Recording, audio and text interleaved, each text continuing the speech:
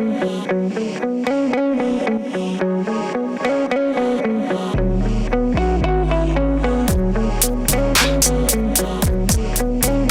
everybody, it's Ben Cope from Grappling Insider. Today I am joined by ADCC gold medalist, ADCC 2022 champion at the 60 kilograms and over division, Amy Campo. Amy, thanks for giving me some of your time today. Thank you. Thank you for having me. Yeah, of course. So obviously with that introduction, like I'm here to talk about ADCC. We are just, 9 days removed from the big performance now that the dust has settled. How do you feel? You know, it's been just a little bit now. I feel good. I feel happy. Sometimes I'll still think about it. I'll still have my friends that we'll talk about it at the gym and talk about my matches. And I'm still seeing different training partners who have like taken time off or who haven't been at the gym for a minute, or friends. I'll drive through my neighborhood and I'll have my friends honk at me, and it's just kind of like, oh, it's cool. There's always something to talk about, and we're always like, it's always something that we can bring up that makes all of us like smile, and we can joke and talk about it. So it's fun. Mm-hmm. I mean, I'm sure you're going to be talking about it for quite a while. Is it one of those things where it hasn't really hit you yet that's what you've accomplished, or is it still like this is just kind of normal for me?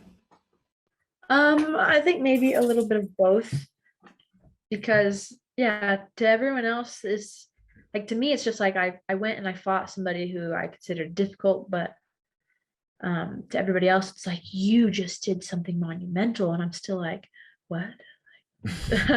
I'm still getting used to it, I think. Yeah. Yeah, I mean that makes sense a little bit. I think it'll probably hit you eventually. So let's talk about these matches, because you had three really good matches at ADCC, three totally different opponents. So I really wanted to like kind of get into them. Your first match, first round against Elisabeth Clay, somebody you're very familiar with.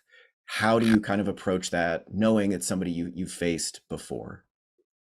So I think one of the first things I thought is, well, my coach said this to me right after that. He's like, okay, now don't take it easy just because you've won, because we fought twice this year already. So I was surprised we actually went against each other in the first round, but whatever. Mhm. But he's like, okay, now sometimes when people lose, they're smelling blood.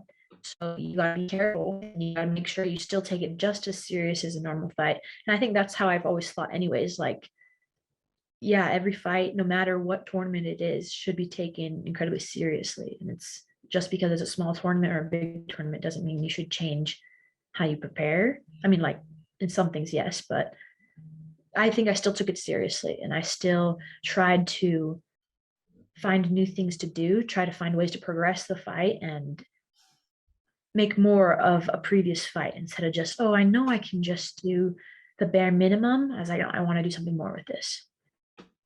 So that's how I approached my first fight was Elisabeth. I was like, okay, I understand how you move to a degree. I'm ready for you to take more risks and to try more things. So I'll be looking into that. But more than anything, trust in myself and what I do. And if you hit those things, you should be good. Hmm. Absolutely. And it was a pretty wild, I thought, submission only portion of the match. Do you feel like she was taking more risks? Specifically, that there was an exchange really early on where I think you started with a Darce and she countered to enter like on like side saddle. Do you feel like she was taking more risks, being a little bit more aggressive, knowing that you had recently beaten her? I think maybe a little bit. But it wasn't too different from the last time I'd fought her, so it wasn't super different. And that strategy before that, when I'd fought her before that, I'd seen that strategy before of kind of, if we end up tying up, she's going to jump guard, and I kept my hand by her hip, and I knew, like, I stuffed a guard pull. I knew that was going to happen.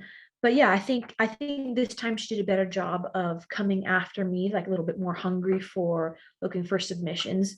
I think I was still able to defend good enough to stuff them. I think she did better this time. I think she was a little less hesitant. She was more aggressive, more aggressive. and less hesitant than the last time we fought, which I think was good. And I like it that way. I would rather push the pace in a match and see where things go than wait, I guess. Yeah, that makes sense.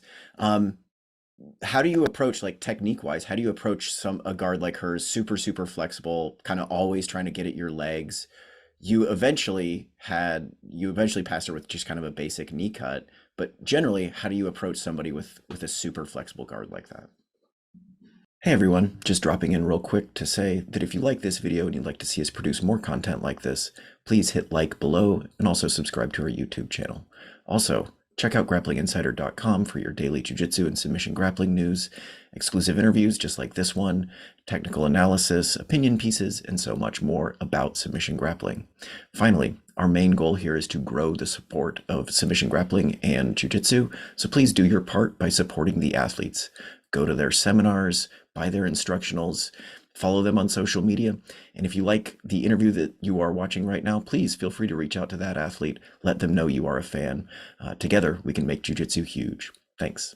Right. So one of the main strategies behind fighting any person is you don't fall into their game first. You start your game, fight your game, don't fall into their game. So I know Elisabeth has a really good guard. So I'm not going to just throw myself into her guard. I'm going to spend a lot of energy and there's risk involved with that. But I think why not take a more tactical approach and a more secure way of entering the guard? Make sure that when I step in, I have a certain amount of control, or make sure that I'm staying on the outside and trying some other kinds of pass, or I've got a good setup for a chain. I think just being mindful and being tactful of your opponent, like not just walking into their guard. And I think a lot of people study their opponents. I do not. My coach will study them a little bit, and he'll tell me, I watch some of their fights, but he'll tell me, okay, they like to play here and they like to chain here. And I'll be like, okay, I keep that in mind. I know how to handle those, but I'll try from the get-go not to even walk into that. Yeah, that makes tons of sense. So you get the 3-0 victory, advance to day 2. Your first match on Sunday, one of the crazier moments I've ever seen watching Grappling live. So you go against Gabi Garcia, totally different opponent, right? Totally different opponent. Going into this match, what's your game plan? How do you approach Gabi Garcia? Okay. I didn't have a specific game plan for her. Again, I thought, okay, I'm just going to fight me. But I just kind of considered some common sense type things. 1, she's bigger. 2, she's stronger. 3, she's more experienced. She's been probably competing as long as I've been alive. So I need to be very careful about making mistakes. And you should with everyone, but especially with that, because I don't want to end up on bottom. My coach told me that she has a particular strategy, or it just happens in a lot of her fights, where she will wait for her opponent to shoot, and then she'll sprawl really heavy and smash them. And I saw a lot of people get smashed underneath her. And so I was like, all right, well, you don't usually just shoot a double leg on somebody bigger than you anyways. You usually cut better angles. And I don't want to be on bottom. And I know you're waiting for me to shoot on you. So I'm just not going to do that. I'm going to try to cut different angles, try different takedowns. And I think our biggest game plan was to get her to move. If she moves, she gets tired. And I've got more cardio, so I can go longer. She will break sooner than I break. So our idea was, not get on bottom. And to do that, to not get taken down, was to just keep good posture. She just was grabbing my head, and I was like, I straight up used a Muay Thai clinch defense and a wrestling clinch defense to just move her arm over my head and keep my posture up. So I didn't go down that way. I tried to move around a lot. I wasn't super agile to move side to side. I wasn't quite trusting my lateral movement with my knees. They weren't super stable, just for other things. So I tried to get her to move. I was more of just defending my posture the entire time, and she was trying to bullnose me backwards. And so I was like, okay, I can angle 50 times, but you're still just going to keep driving me off the mat, whatever. So I kept good posture. I tried to move around so she'd get tired, and then I waited until she made a mistake. I waited until she was too desperate driving forward, and I timed a takedown perfectly. I waited for the perfect moment to do my takedown. I didn't give her any warnings for it either. So that's all it was maintain your posture, don't take an unnecessary risk, and wait for her to make a mistake and get her tired. And that's exactly what happened. I literally had my hands together and she was pushing backwards on that last one. And I was literally like 1, 2, 3 with each of our steps, boom, arm drag, and she goes. And by that point, she was tired. She's already big. So once you fall, you fall hard. Just went over. Yeah, that was And awesome. yeah. So I think it's really interesting you bring up like her strategy, because watching it just on the screen, right? She's standing so straight up in the air. It's like it's hard to not scream like shoot a double leg on her, right? But obviously you don't want to. Is there any part of you that's tempted to think, you know what, I can blast through this. I can get 2 points easy right now? Maybe, but I don't know. There's a certain risk and reward there. I think intuitively, my body intuitively, I did not feel like that was a good thing to do. I felt like an underhook and a trip and cutting an angle to like a single leg. I felt like something like that was a better idea than shooting. And just because I knew that's what she wanted, I knew that's what she was waiting for. Like her posture was screaming, "Hey, shoot on me." And I'm like, no, that's not a good idea. I think I just felt that was not a great idea. I don't even think I was really tempted by it. I maybe thought of it a couple times, but I was like, no, we thought about this. We talked about this. No, thanks. That's why you're an ADCC champ. So then you hit the arm drag, and if anybody listening or watching has not seen this match, go back and watch it because it's absolutely bananas on the cement, on the like entrance ramp. What is going, if you can take me back to that moment, if possible, what's going through your head in the final seconds of that match? Okay, so as soon as she fell, I was like, get on top now.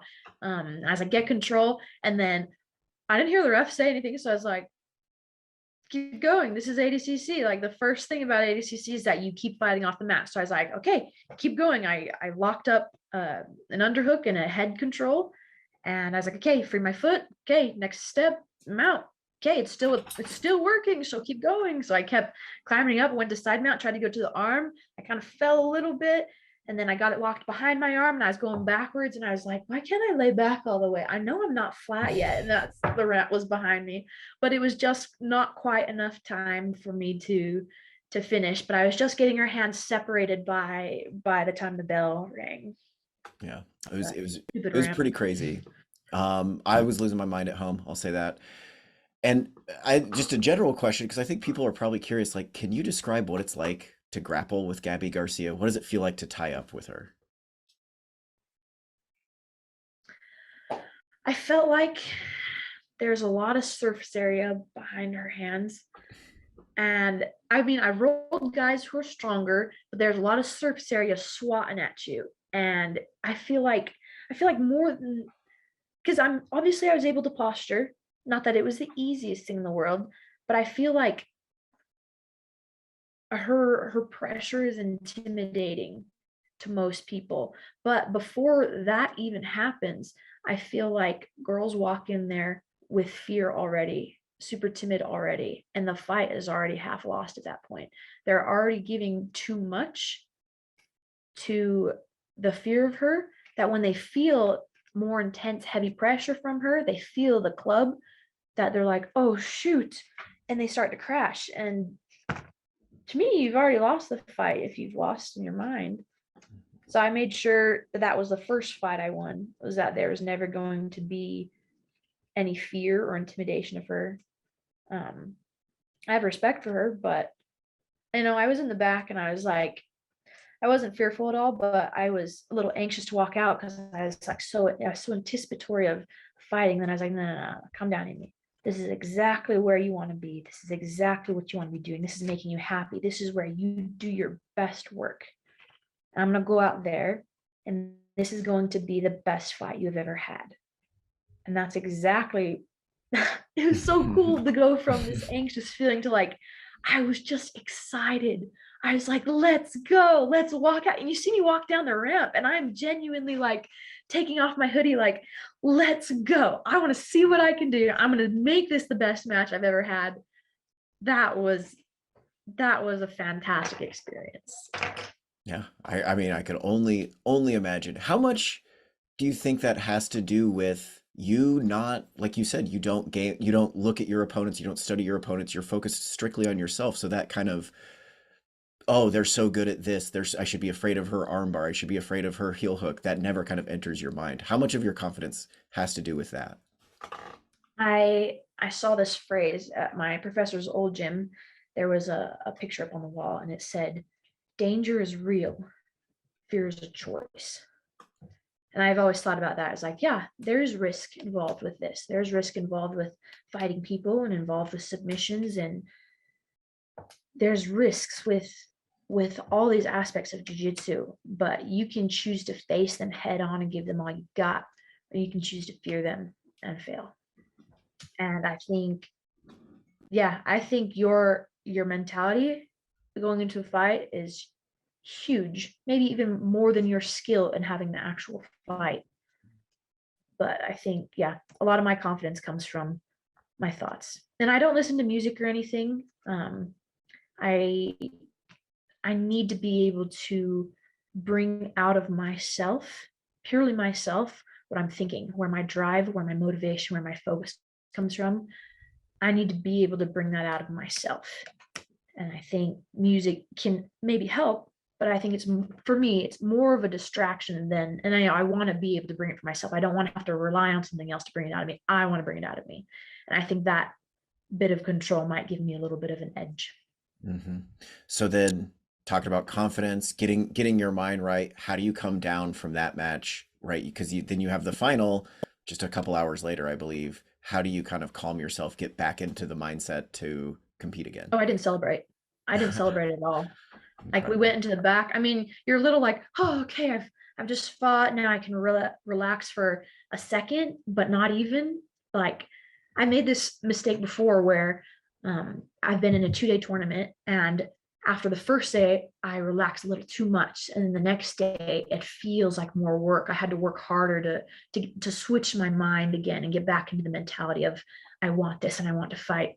So I never made that mistake. I knew it wasn't over, so I knew. And to me, like I said, she was another person that I was going to fight. um the hype wasn't registering to me while I was there. It still is only a little bit registering to me, but I just didn't relax. I went straight into the back room. My coach was happy, and I was just like, oh, cool. And then we just started focusing on the next match. It's not over till it's over, and that you can see that in our fight. Look at my fight with Gabi Garcia. That easily in the last 30 seconds could have gone her way. That fight is not over until the bell rings, until somebody is submitted. You keep going. And so that's how I thought about the competition. It's not over until I've done the last match. Then you can relax.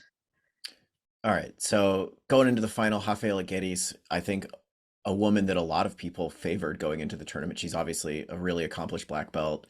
What was your approach? What was your mindset going into the final? So I got the same mindset that I had for Gabby Garcia, not same strategy, but same mindset. Like, okay, I was so excited to fight her. I wanted to see what I could do. I wanted to see how I matched with her, because I knew she liked to take down and to scrap. And I was like, oh, finally, more people who want to do takedowns. And I think I didn't rush any takedowns with her. I wanted to fight. I knew she was aggressive with them. So I was like, let's see what we can do. And I was surprised to find her very defensive. I don't know if she was showing me a lot of respect, or because I just fought Gabby, she was showing me a lot of respect. I don't know, but I was surprised to find her so defensive that I was like, honestly surprised. But I enjoyed fighting her. I enjoyed scrapping with her.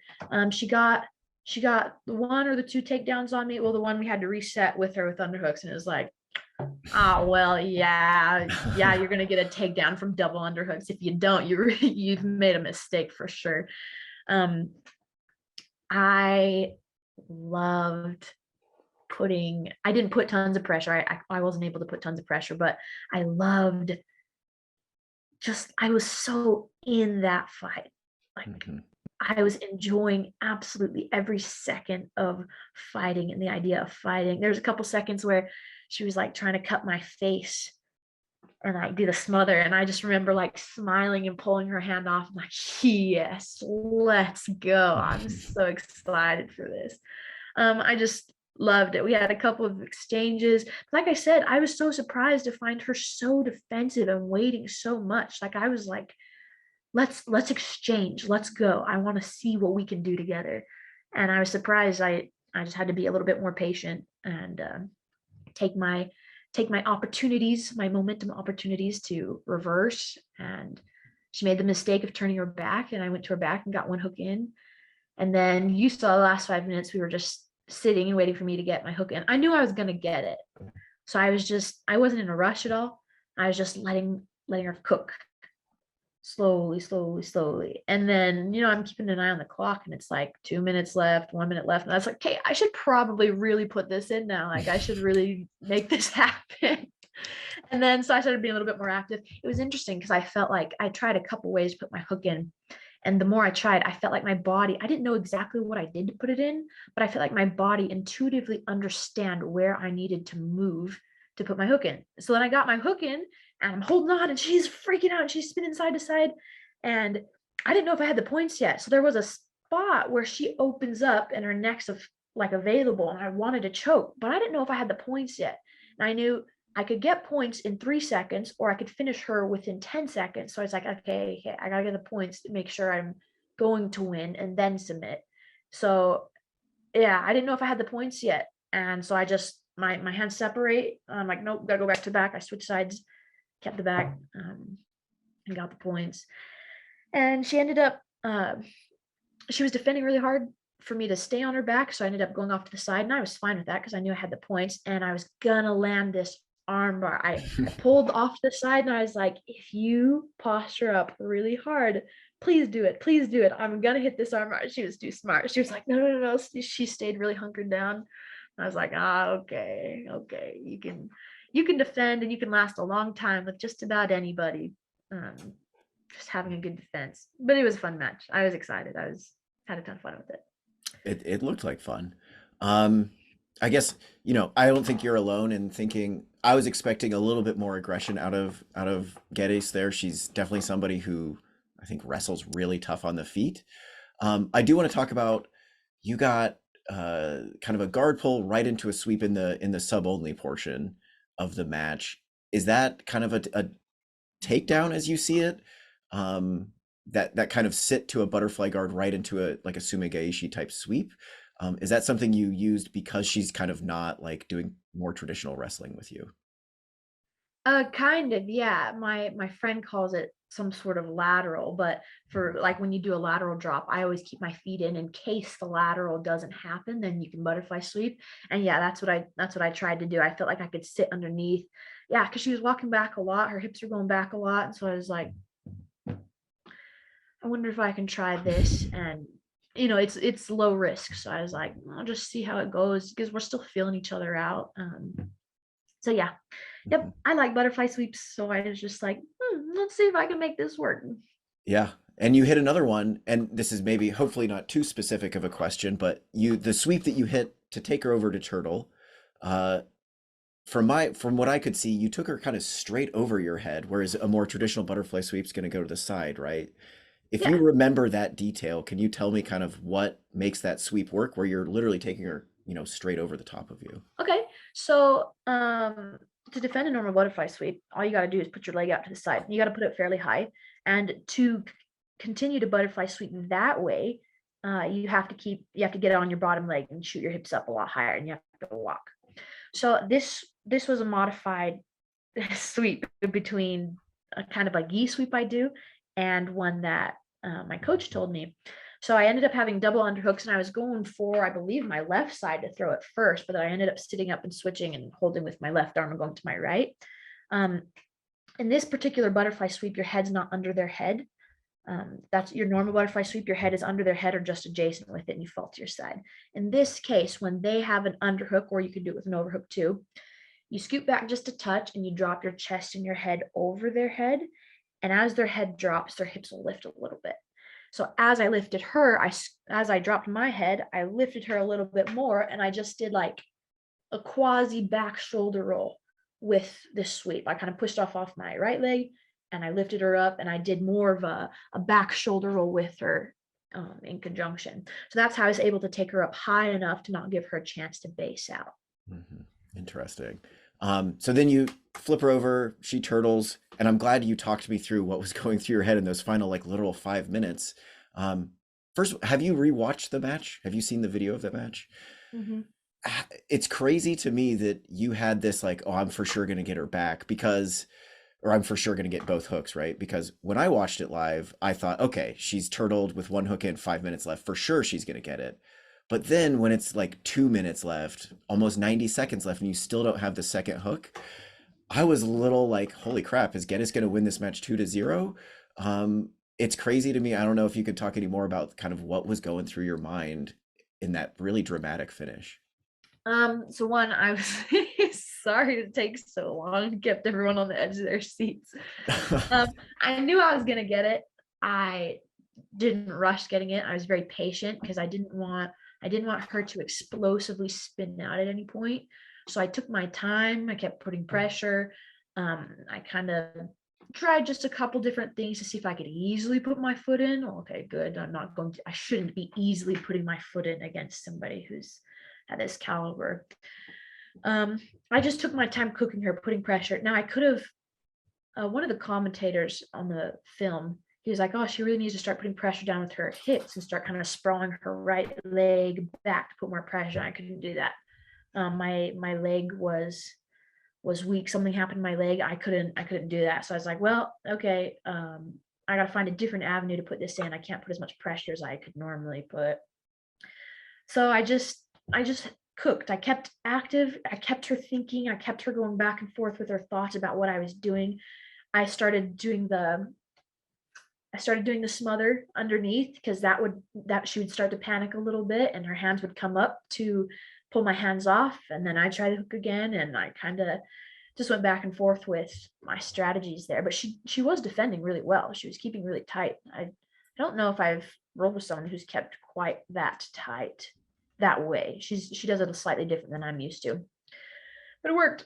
So I didn't rush anything. I was very patient. I knew I was going to get it. I knew I had to be cautious of her like explosively rolling or standing up. So I just took my time, put the pressure on, kind of cooked her. But yeah, even I was like, Amy, you really got to make this happen about now. And so I was glad I was really aware of how I was doing in the fight, like how close the time was and stuff. And yeah, got my opening. I went for it. The rest is history. Then you're an ADCC champ. How did you spend the next couple days? Well, kind of on jet lag. We were up really late. Like we got out of the tournament something like 11:30, 11:45. It was supposed to be done at 9, and it just the hype was so much. And we didn't get to bed until like 2:30 or 3 in the morning. Just by the time you go somewhere and you eat and talk to people and you go to bed. Called my brothers in Thailand and we talked. I just didn't end up getting to bed, and then traveling back home the next day and seeing everybody at the gym, and there's still so much going on. Like I still haven't at that point had a second to myself to just think about it and to just kind of process it. And still just interacting with a lot of people. So the next couple of days are kind of like in a daze or in a fog, like doing so much, seeing people. Like my family wants to see me, my friends wants to see me. I'm trying to sleep and trying to just take care of stuff at home and go to training, and there's just so much going on that the next weekend I went and took a break. I had a little vacation because there's just so much going on constantly. There's so many messages on Instagram. I don't even know if I'm gonna get through all of them. I got through so many in one day, and then I opened it up, and the next day they were all back, and I was like, this is overwhelming. That's awesome. But I was happy. I was just happy to see my team, and they were all happy, and I'm just so proud of them, and I know they're proud of me, and I loved sharing the moments with them. Yeah, talk to me a little bit more about that because you're somebody who's been with one team from start to now. Um, talk to me about like what that means to you to represent just one team, which is pretty unheard of at this level still. Um, yeah, tell me what that means to you. Um, to me, it means that I think training, I think the way you train is a little bit more important than who you train with. Don't get me wrong, I think you have to have somebody who knows real jiu-jitsu, who knows like techniques that are very effective, who knows quality jiu-jitsu. But I think the way you train really affects the way you fight. And I've always thought that. And I think I was an example of that too, because I didn't change who I was training with very much. You know, I have different training partners, but I would we would just be specific about how we would train. We would have a plan, we would have specific trainings, we would try to figure out what it was we wanted to develop in our jiu-jitsu, and we would put our focus to that, and we'd try to make goals and make it difficult to accomplish the goals and then accomplish the goals in training, and they're different. um, you know, if you need to develop something, you need to develop aggression, you need to develop an ability to posture, to shoot and have good chain wrestling, to attack submissions with a fury, like you're not going to let go and move from one to the other to the other to the other, like, and keep attacking. We trained that way. We trained with intensity and we trained with purpose. And it my team, they did just as much with me to train. You know, like I have to keep myself focused just to be able to maintain the constant pressure in training. And when you have the right mentality, you know, training doesn't have to be so much of a chore, but they were all in it with me. And I think it makes it special because it's a moment that's personal to all of us, because each of them I'm reflected in and they're reflected in me. Mhm. And I just have so much trust and appreciation for their hard work and all the times when I was sucking and they were like putting the pressure on me, but still they're still holding me to that level of, you need to perform, but we're going to help you. We're going to be right here by you. And I think it's worth so much more to have people who care about you. So now you're ADCC champ. What is next, both in kind of the near future? Like, what are your next few months like? And then, what's 2 years from now? Like, what do you have to do to repeat? Gotcha. So for the next couple months, we're looking at Pan Ams and Worlds, and maybe jumping into a couple super fights or competing with who's number one or one championship. So we're looking into those. We're also looking into teaching some seminars for affiliates and for other people, and kind of having that opportunity to go and share jujitsu with other people and hopefully other cultures too, so I can learn and be more of a well-rounded person as well. And I'd like to use jiu-jitsu as the boat to have that experience. And then in 2 years, oh, this is gonna be fun. I think we're going to continue doing a lot of the same things, just finding a new edge, like finding a new goal and going for the new goal, developing training in a new way, like a new aspect, or refining some aspect already, and just continuing to grow. I think I can't say exactly how that's going to look because I myself don't know, but I have an idea of what I want to create. So let's get it. Awesome. I look forward to it.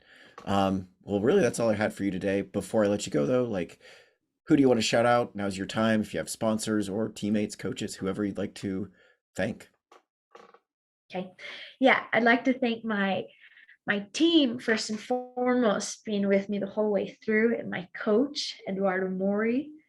He's taken me in from day one and helped train me and given me the opportunities to compete all the time and to come here ultimately. I'd like to thank our affiliation, Zenith Jiu-Jitsu. Robert Drysdale and the team up in Las Vegas have given us a lot of advice and help and guidance at several different times, and I was very grateful for that. I would like to thank Fierce FST Filtration. They have just become sponsored by their company. And Ernest Chavez with Wasatch Physical Therapy. They're my physical therapist. I got a neck injury right before this competition, and they came in and fixed me up and helped me get good enough to compete again. That's the second time that's happened. So I'm grateful for my physical therapists who are taking really good care of me. A couple of my other friends, like Arlo Gangstein, has helped me with massage and personal training, kind of like conditioning. He's helped me with conditioning too. And really just my friends and my teammates have, they've all just pooled money to sponsor me. Like the phrase, it takes a village to raise a child. I feel like that they all just raised me up. So I'm just super grateful for them. Awesome. Again, Amy, thanks so much. Congratulations on the big win, and we will talk to you again soon. Thanks. Thank you so much. Have a good